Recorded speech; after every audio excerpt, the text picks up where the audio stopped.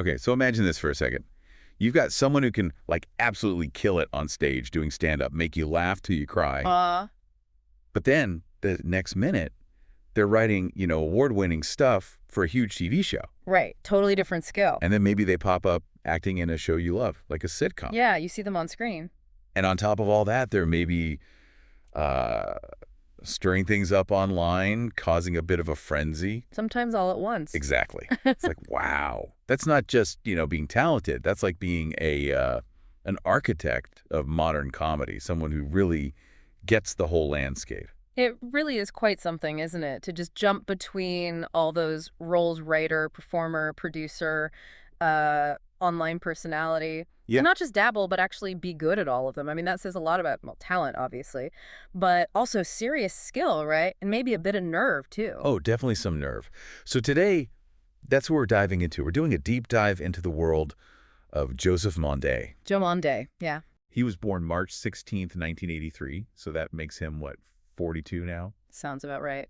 An American comedian, actor, screenwriter. Yeah. The definition of multi-hyphenate. He really is. He's not just sort of participating. He feels like he's actively shaping things in stand-up, TV, the internet. Yeah, like a real influence. And what's really striking, I think, is he leaves a mark. It's not just ticking boxes. His career path, it's like a case study in how comedy talent works now, how you navigate everything. Totally. And for our journey today, our main guide is his Wikipedia entry, which honestly is surprisingly detailed. Yeah, sometimes it can be a bit thin. No. This was pretty comprehensive. It lays out the whole breadth of his career, professional stuff, even a bit of personal background. It's got dates, awards, projects. Gives us a really solid base to work from. That's great. And, for someone with a career that jumps around as much as his does, having a well-put-together source like that is, well, it's super helpful. Right. It lets you trace how things connect, Yeah. See the progression from, one thing to the next, like a roadmap for his whole evolution. Exactly. So our mission today, basically, is to unpack all these layers of Joe Mande's career. Not just list his credits, but really explore how he went from, say, being known as this kind of internet provocateur to becoming an Emmy-winning producer. We want to trace that path from Albuquerque, New Mexico, all the way to the top of the comedy game. And maybe try to understand some of those weirder terms, right? The controversial stuff, the public persona. Yeah, definitely want to get into that too, because it feels like it's all connected. It usually is. And hopefully, for you listening, this gives some insight, not just into Mande, but into how comedy works today, how you build a career like that, the business side of being creative in Hollywood. For sure. So we'll highlight the different roles in front of the camera, behind it. We'll definitely unpack the awards because, spoiler, there are quite a few. And yeah, we'll dig into that unique, sometimes let's say, challenging relationship he had with platforms like Twitter. Right. And you'll see how maybe his early life, his education, kind of set the stage for this really distinct comedic voice he developed. So yeah, let's dig in. All right, let's do it. Okay, starting at the beginning, early foundations. So Joseph Mande, born in Albuquerque, New Mexico, March 16th, 1983. But the thing that jumps out immediately is his parents. Yeah. His dad, Louis Mande, was a lawyer. His mom, Deborah Mande, was a judge. Wow. Okay. A lawyer and a judge. That's intense. Right. It's such a specific, logic-driven household environment you'd imagine. How do you think growing up with that might have shaped him, comedically speaking? Well, it's hard not to speculate, isn't it? I mean, you'd guess it fosters a certain kind of critical thinking, like razor sharp. Lawyers and judges, they're all about analyzing things, right? Observing people, dissecting arguments, understanding behavior, often in, high-stakes situations. Totally. It's not just noticing things, it's breaking them down. Exactly. It's like forensic observation, looking at facts, logic, persuasion. Maybe for Mande, that meant he didn't just see something funny, he could build a case for why it was funny. Or ridiculous. Like a comedy prosecutor. A comedy prosecutor. I like that.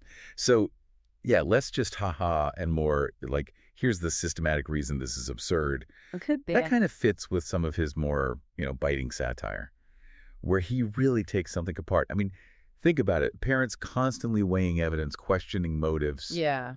It's got to give you a sense of irony, right? Yeah. Maybe a willingness to question things, challenge norms, maybe even get comfortable with, intellectual sparring. Definitely. Those are all key tools for a comedian, especially one who wants to do more than just tell jokes. It's about having a perspective, making an argument through humor. Right. And you see that, I think, in his comedy, especially maybe the early online stuff, and his stand-up, too. It's that sharp dissecting quality, not just saying this is funny, but understanding why, the mechanics behind it, the social weirdness.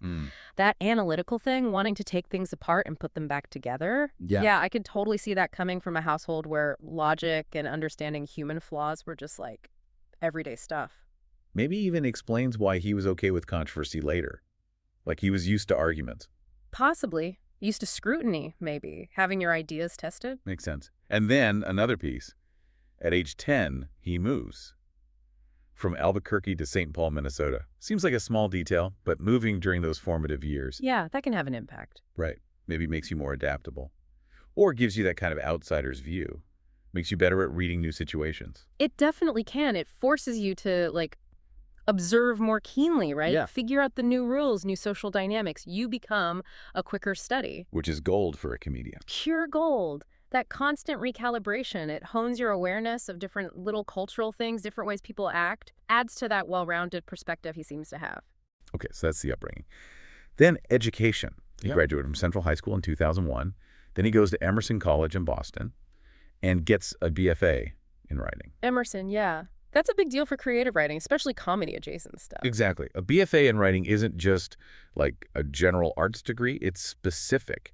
It's focused training. Totally. It signifies a deep dive into, like, the mechanics of storytelling. It's not just about being naturally funny, which he clearly is. Right. It's about understanding joke structure, character arcs, narrative beats, how to build comedy scene by scene, you know, the craft. The actual nuts and bolts. Yeah. Skills that are crucial whether you're doing 5 minutes of stand-up where every single word matters, or you're in a writer's room breaking a whole season of TV. It's formal training in making people laugh, but also making them think.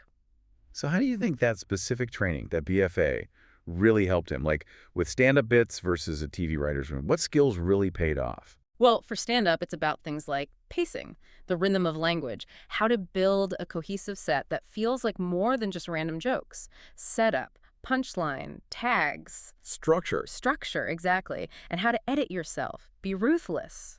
A writing program teaches that. Then in a writer's room, those skills are directly applicable. Breaking stories, developing characters with distinct voices, collaborating on scripts. Right, the teamwork aspect. Yeah.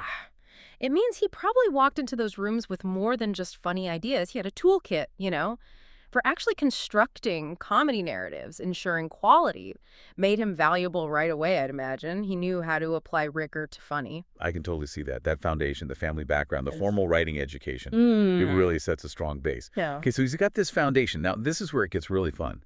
How he starts making a name for himself. The rise of the digital comedian and stand-up star. Uh-huh.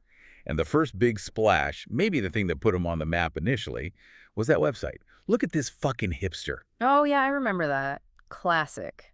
Right. Created April 2009. Yeah. And the origin story is just perfect comedy in itself. Apparently, he started it just to help his dad figure out who was or wasn't a hipster. That's brilliant. So relatable. Like every parent at that time was probably asking that question. Totally. And the whole hipster thing was just peaking then, right? Around 2009. Oh, yeah, peak hipster. Mande just tapped right into that cultural moment, that shared feeling of, like, amusement, maybe confusion, maybe slight irritation. All of the above. Yeah, it showed that sharp observational humor he has, his eye for a trend, his grasp of the zeitgeist really early on. He saw a thing, and he just nailed it with humor. And it wasn't just a small thing, it blew up. It became this, like, cultural touch point. People sending in photos, debating. Everyone was talking about it. Yeah. And it had legs, too. Got turned into a book, same title, Look at This Fucking Hipster. That's more than just a viral joke. That's seeing a cultural moment and, like, capitalizing on it. Almost like being a pop culture anthropologist, but funny. Totally. And it shows his entrepreneurial side, too, right? This was before every comedian had to be a social media mogul. Right, before it was a standard playbook. Exactly. He just instinctively got how to use digital platforms to create something properly viral. He understood audience engagement, how things spread online. That experience, watching something just explode like that. Yeah. Do you think it taught him stuff about what works online? What gets attention, maybe even what provokes people, that influenced his later Twitter stuff. Oh, I think it absolutely had to. He learned firsthand about online dynamics, how fast things move, how even silly stuff can spark huge conversations, good or bad. Mm-hmm. That early success probably gave him confidence, showed him he could tap into that collective vibe, and how to use the mechanics of sharing online. It was like getting a blueprint for making noise online, a blueprint he definitely used later, maybe more aggressively. Yeah, maybe weaponized it a bit sometimes. You could say that. He understood the game. Okay, so he's got this digital thing happening. But at the same time, he's building a more traditional stand-up career. He released a comedy album, Bitch Face, March 14th, 2014. Bitch face, right. And this wasn't just like a standard stand-up album. It was described as this unique mixtape style. It had voicemail messages woven in from this wild list of celebrities. Yeah, that was such a cool concept. Who was on it again? Okay, get this. Fabulous. The rapper. Okay. Roy Hibbert, the NBA player. Wow. Jenny Slate, Nick Kroll, Aziz Ansari, fellow comedians. Yeah. But then also the RZA from Wu-Tang Clan. The RZA, no way. And Amy Poehler. It's just such a mix. That is seriously eclectic. And it says so much, doesn't it, about his sensibility, his network. Not just comedians. No. Rappers, athletes, comedy heavyweights. It shows his connections across different parts of pop culture and his ability to pull all those different threads together into something original. It really felt like a statement. Like, I'm not just in the comedy box. Totally. And it speaks to his reputation, too, right? That people like the RZA and Amy Poehler are willing to, leave a voicemail for his album. That's respect. What do you think the point of the voicemails was, comedically? Well, multiple things, probably. One, it adds this kind of meta layer, right? Blurs the line between the performance and his actual life, his connections, makes it feel more personal, like you're getting a peek behind the curtain. Intimate. Yeah. And two, it creates these unexpected funny moments, like the sheer randomness of hearing Fabulous next to, say, Jenny Slate. It's inherently amusing. The juxtaposition, yeah. Exactly. And it reinforces that idea that he's tapped into this diverse, interesting world, which kind of mirrors the range of his own comedy. Okay, so the mixtape album was unique. Then, fast forward a few years, 2017, he gets a Netflix special, Joe Mande's award-winning comedy special. Ah, yes, the award-winning special, which is a joke in itself, the title. Right. But getting a Netflix special, especially back then, that was huge for a comedian. Oh, absolute massive. That was the period when Netflix specials were really becoming the thing, the gold standard. Yeah, seemed like everyone wanted one. It gave you a global platform, instantly cemented your status way beyond just playing clubs or doing late-night spots. And he'd done those smaller TV spots already, right? Like the half hour on Comedy Central, best week ever kind of. Exactly. So the Netflix special was the clear next step up. It showed he could hold an hour, that his stand-up had reached that next level, definitely marked his arrival as a major voice in stand-up comedy. Okay, so he's conquering digital, conquering stand-up.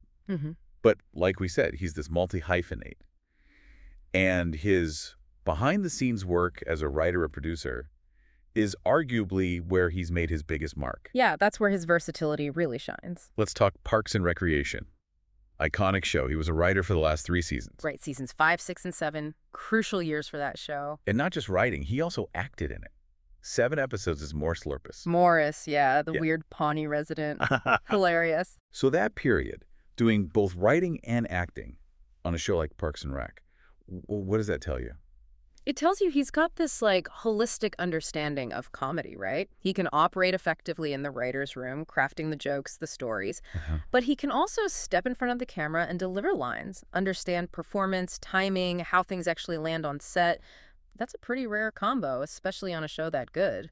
And that dual perspective must be so valuable. Like, as a writer, you know what it feels like to perform the lines. As an actor, you understand the writer's intent, maybe more deeply. Totally. It creates this feedback loop. He'd know firsthand how a line he wrote might play out physically, or how an actor's choice could influence the writing, especially on Parks, known for that amazing ensemble and sharp writing. Yeah, such a high bar. Being immersed in that environment, working with people like Mike Schur, Amy Poehler, the whole cast and crew, that's like getting a PhD in TV comedy. It had to sharpen his skills immensely. And you see Morris Lerpus, this kind of bizarre, tangential character. Mande writing and playing him gives him this intimate control over how that specific brand of weirdness lands. Exactly. It was probably a crucial launching pad for everything that came next in his writing and producing career. And came next, is putting it mildly. His credits just explode after that, and across such different types of shows, he worked for Kroll Show on Comedy Central. which is pure sketch, character-driven, often really absurd. Right, and also delocated on Adult Swim. Which is something else entirely. That weird deadpan witness protection program, mockumentary thing, animated, sort of. So different. Yeah. Going from the warmth of Parks to the absurdity of Kroll to the, unsettling vibe of Delocated. It really hammers home his adaptability. He's not just doing one kind of comedy. He can clearly write for optimistic satire, character sketches, surreal animation.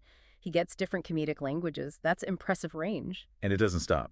He was a producer on the first season of Aziz Ansari's Master of None on Netflix. Highly acclaimed show. Slice of life, more grounded humor. And he wrote an episode, The Other Man.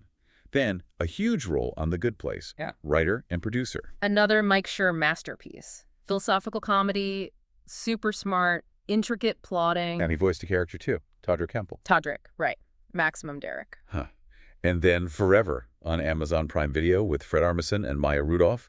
Executive producer on 8 episodes, wrote one called The Lake House. Another show playing with genre, relationships, kind of existential themes. It's just, the range is staggering. Parks, Yep. Kroll, Delocated, Master of None, Good Place, Forever, all critically respected, all very different. And notice the progression, too, from writer on Parks to producer on Master of None, writer-producer on Good Place, then executive producer on Forever. Yeah, more responsibility. Exactly. He's not just writing jokes anymore. He's shaping the shows, overseeing things, managing creative teams, moving from contributing talent to leadership. That ability to jump between such different styles and take on bigger roles, that's elite versatility. He's clearly become this go-to creative force who can handle different tones and lead projects.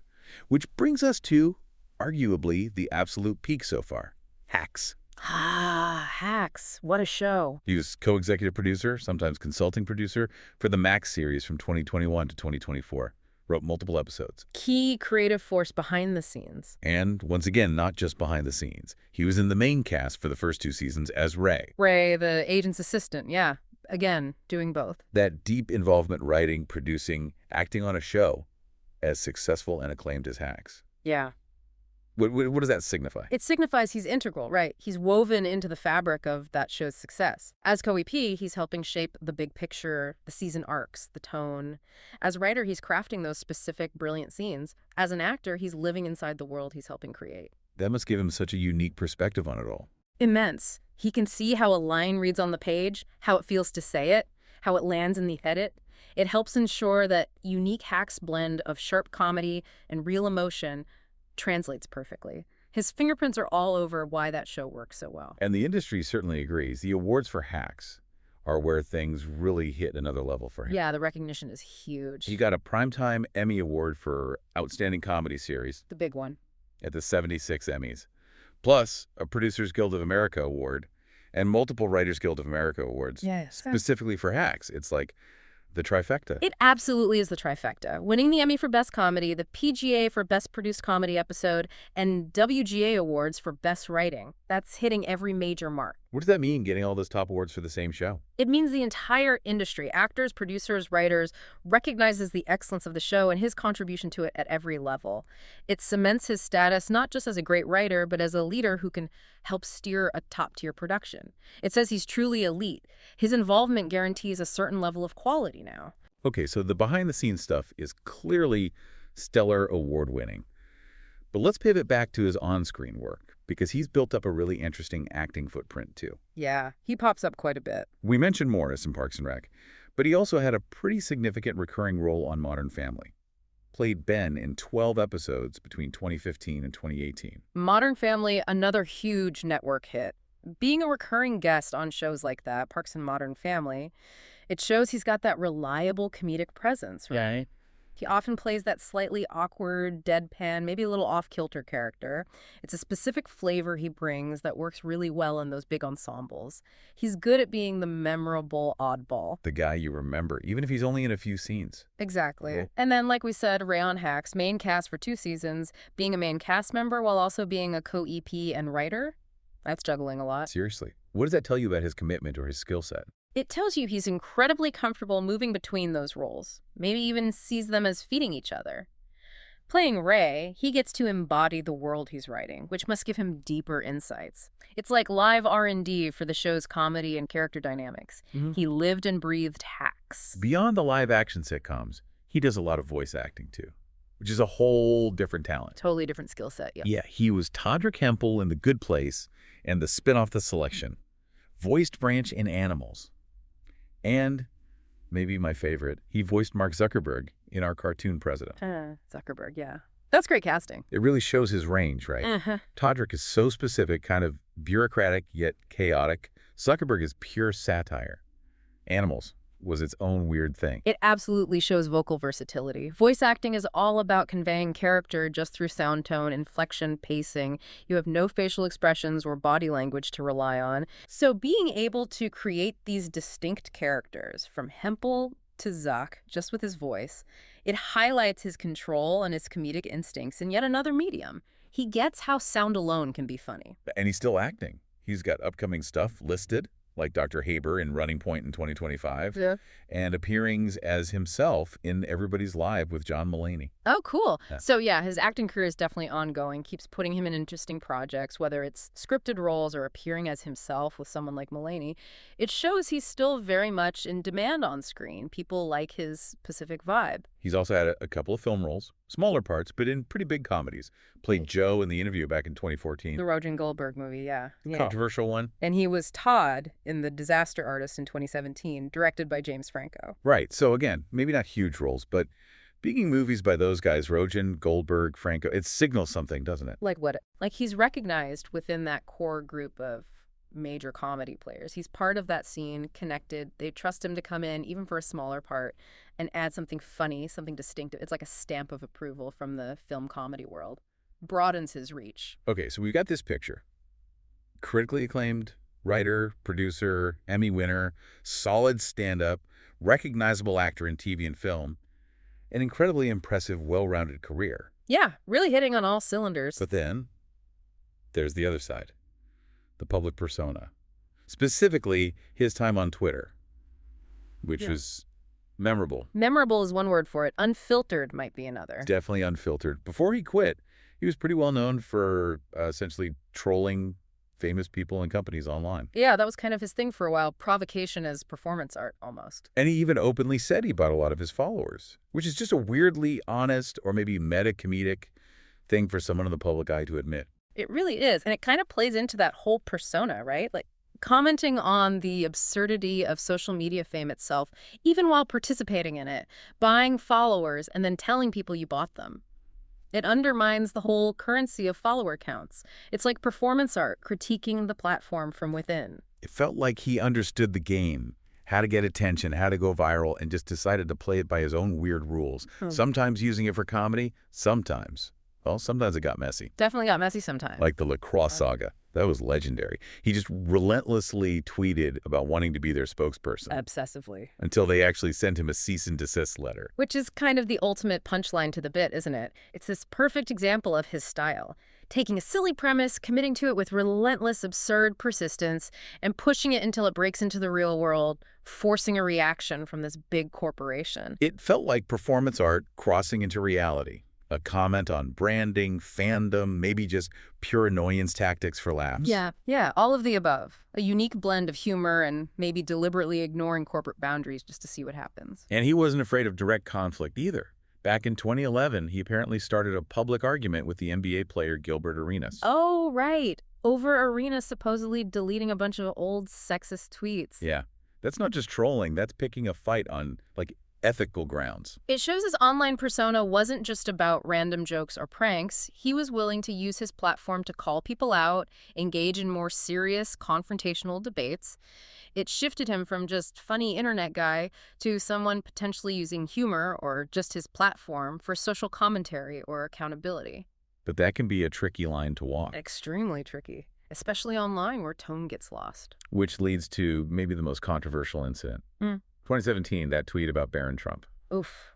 Yeah, that one caused a huge backlash. He tweeted, Barron Trump will be mutilating cats on the White House lawn in 2 weeks, and faced massive accusations of cyberbullying, abusing his platform. It absolutely crossed a line for a lot of people, targeting a minor, even satirically, even the president's son. It hit a nerve. What do you think the intent was there? Just boundary pushing gone wrong? Probably. Maybe intended as dark satire about the political climate, the perceived chaos. Yeah. But it landed really badly. It starkly showed the power and the danger of that kind of provocative online persona. It demonstrated how easily intent can be misread or just deemed unacceptable, especially when dealing with sensitive subjects like kids. It probably contributed to this idea that his online self could be genuinely reckless, not just playful. Yeah, like a clear example of how a tweet can blow up and have real consequences for your image. Definitely. The fallout was significant. So, given all that history, the trolling, the controversy, the backlash, maybe it's not entirely surprising that he eventually just quit Twitter. Right. He posted that note saying he was done with it. And his reason was pretty blunt. He called the platform a fucking hellscape. Which, honestly, probably resonated with a lot of people, even then. His decision to leave and to label it so harshly felt like a statement about the platform itself. About the pressure, the toxicity, the mental toll of living publicly online, especially when you're constantly poking the bear. It's like even the provocateur reached his limit. Exactly. It suggested that maybe the game wasn't fun anymore or the cost was too high. It was a powerful commentary on the state of social media from someone who had really lived in the trenches. So he steps away from the hellscape. Yeah. Does that hurt his career? Seems like. Not at all. If anything, maybe refocusing helped, because the awards and recognition just kept coming, especially for his actual creative work. I think you're right. Maybe stepping away from the noise allowed his actual talent, the writing and producing, to really take center stage without the distraction or the negative baggage of the Twitter persona. Let the work speak for itself. Yeah. He could control the narrative again by focusing on the shows, and the industry clearly responded to the quality of that work. In the long run, leaving that hellscape probably boosted his standing and respect within the industry. The spotlight shifted back to the craft. And that craft has been seriously decorated. Let's recap those accolades, because they really do tell a story of consistent excellence. We mentioned the Emmy nominations for both The Good Place and Hacks. Multiple nominations for Outstanding Comedy Series for both shows. That alone is impressive consistency. Being part of teams making shows considered among the very best year after year. It shows you're operating at the highest level. And then, the huge win. The Primetime Emmy for Outstanding Comedy Series for Hacks Season 3 in 2024. That's the peak, the ultimate validation in TV comedy. For him, as a co-EP and writer, it confirms his integral role in creating the best comedy show on television, according to the Academy. It's a massive statement about his impact. Then there's the Producers Guild recognition. Nominations for The Good Place and Hacks Seasons 1 and 2. And then the W win for PGA's Best Episodic Comedy for Hacks Season 3 in 2024. And the PGA is crucial because it's producers recognizing producers. It honors the leadership, the management, the vision needed to actually get a great show made. Winning that and the Emmy for the same season, that signals mastery of both the creative and the practical sides of production. And finally, the Writers Guild Awards. His peers, the writers. Nominations going way back to Parks and Recreation in 2012-2013. Then The Good Place in 2018, Hacks Season 2 in 2022. Shows longevity and respect from writers over time. But then the WINS for Hacks. 2 wins for Season 1 back in 2021 for new series and comedy series. That's huge for a first season. Incredible. Winning both categories right out of the gate. That's the Guild saying the writing on this show from the very beginning was exceptional, and he was a key part of that. And then another WGA win for comedy series for Hacks Season 3 in 2024. Just reinforces the sustained quality of the writing and his contribution to it. These WGA wins are arguably the most direct validation of his core craft as a writer. So putting it all together, the Emmy, the PGA, the multiple WGAs, especially achieving that trifecta for Hacks, what's the big picture takeaway about Joe Mande's standing now? The big picture is that he's unequivocally established himself as a top-tier, elite creative force in television comedy. It's not just about one hit show or one skill. It's about consistent, award-winning excellence across writing and producing on multiple high-profile, critically beloved series over more than a decade. These awards, judged by his peers across the industry, cement his legacy as someone central to shaping contemporary TV comedy. His name carries serious weight now. He's a proven leader and a master craftsman. Really an incredible trajectory. So wrapping up our deep dive today, we've looked at Joe Mande, this true multi-hyphenate, from that early viral hit, Look at This Fucking Hipster, through his stand-up, his acting, that wild Twitter phase, all the way to being this powerhouse, Emmy-winning writer and producer behind a show like Hacks. He really does kind of embody how dynamic and, frankly, weird the career path of a comedic artist can be in the 21st century. Absolutely. His journey really mirrors the way the industry itself has changed. You have to be adaptable. You have to understand different platforms, from live performance to TV production to, yes, even navigating the chaos of online engagement. He shows how you can evolve from being a niche internet figure to an industry leader, kind of learning and growing in public. So here's a final thought to leave everyone with. We've seen Mande go from this sharp blogger who really got the internet early on to this major award-winning creator of sophisticated TV comedy, while also maintaining this boundary-pushing, unforgettable online persona for years. What does that whole arc tell us about what it takes to be a successful comedic talent now? That's a great question. Does it maybe suggest that the most impactful artists today need to be masters of many trades?